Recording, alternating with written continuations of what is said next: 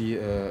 Je vais passer la parole au docteur Mazo Koné pour quelques questions liées à la génétique.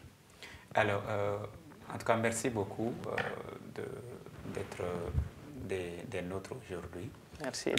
C'est vrai que tout en écoutant, on comprend que au fait, l'AOMI, c'est vraiment une pathologie où il y a vraiment un rétrécissement au fait, des artères. Alors, il y a des personnes qui sont souvent naturellement, qui ont naturellement des artères réduites. Ou encore, par exemple, moi, je fais beaucoup de prélèvements sanguins. Je suis un technicien de labo.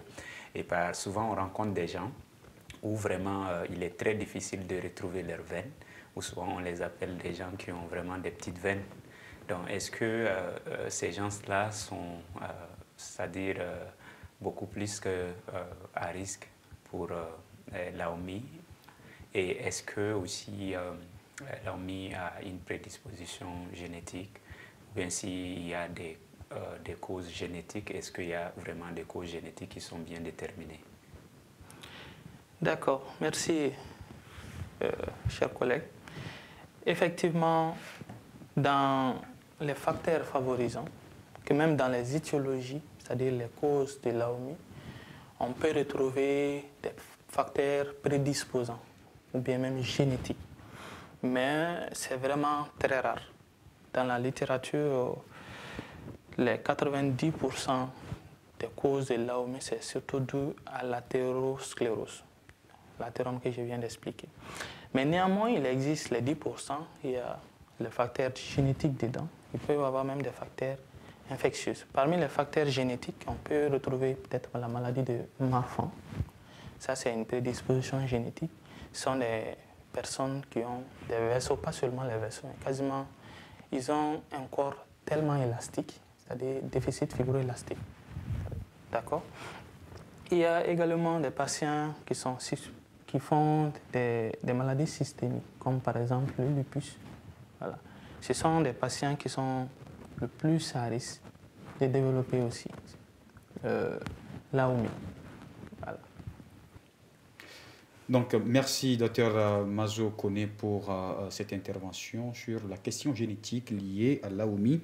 Alors, docteur Mamadou Cissé, quels sont les stades d'évolution de la thyréopathie? Merci. L'AOMI évolue en 4 stades. 4 stades que l'on le classe d'après la classification de Lérich-Fontaine, qui est une classification qui est admise quasiment par l'ensemble. Et c'est une classification qui est assez facile. Ou bien qu'on le classe d'après l'indice de pression systolique, qui est actuellement la norme, IPS. On a d'abord le premier stade, qui est le stade asymptomatique, c'est-à-dire le patient ne présente pas de symptômes. Il n'y a pas de claudication, en fait. Quand le patient marche, il ne ressent pas de douleur, il ne ressent pas de claudication. Ça veut dire que ça, c'est normal. On a le stade 2, qui est le stade d'ischémie d'effort. On appelle ça ischémie d'effort parce que avec le périmètre de marche, le besoin de consommation des muscles augmente par rapport à l'apport sanguin des vaisseaux. Donc, du coup, il y aura un déséquilibre entre les besoins et l'apport. Donc, le patient va ressentir la douleur. Ça, c'est l'ischémie d'effort. On peut le classer en 2 types. Stade 2A, qui est faible, c'est-à-dire que le périmètre de marche dépasse les 200 mètres. Par exemple, un patient qui dit que lui peut faire 200 mètres sans ressentir la douleur, on peut le classer déjà stade 2A. Voilà. Maintenant, stade 2B, ça c'est fort, ça veut dire qu'en dessous des 200 mètres, le patient ressent la douleur. Voilà. 700 mètres, 150 mètres, il ressent la claudication. Ça, c'est le stade 2.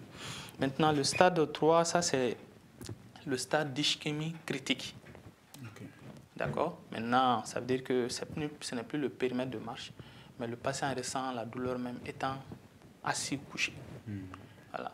Parce que les apports sanguins, le débit cardiaque diminue avec le décubitus. Le fait qu'il est allongé ou bien peut-être couché les pieds pendant au bord du lit, la pression augmente un peu et le sang descend. Mais le fait qu'il est couché, le débit cardiaque diminue, donc il ressent la douleur. Maintenant, et le stade 4, ça c'est le stade des troubles trophiques. Vous savez que le patient a déjà soit des orteils qui ont commencé à nécroser, à gangréner, voilà, ou commencent à apparaître des taches.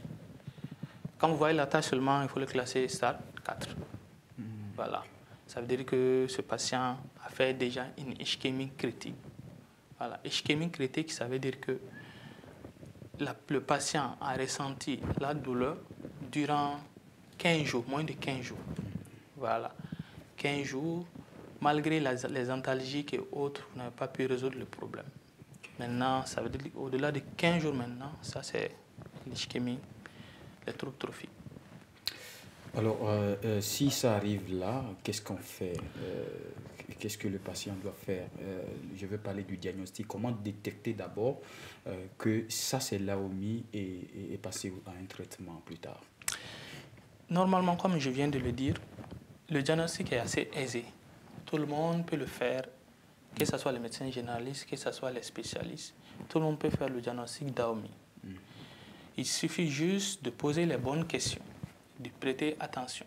Quand un patient vous vient avec un pied qui est gangréné, ou bien une plaie au niveau du pied, l'une des premières questions que vous pouvez lui poser, est-ce qu'il est diabétique? Okay. Est-ce qu'il ressent des douleurs de fois à la marche, ou bien même étant couché? Ça vous permet d'avoir une idée sur la classification de la maladie. Okay. Voilà. Et je voulais quand même, si possible, oui, allez-y. La question à savoir les 4 stades de la maladie que le docteur vient de mentionner. Est-ce qu'il y a bien évidemment des facteurs qui permettent à quelqu'un d'évoluer, c'est-à-dire sur ces facteurs, ou si les patients qui sont peut-être classés dans le stade 1, quelles sont les choses qu'il faut éviter pour ne pas passer peut-être aux autres stades?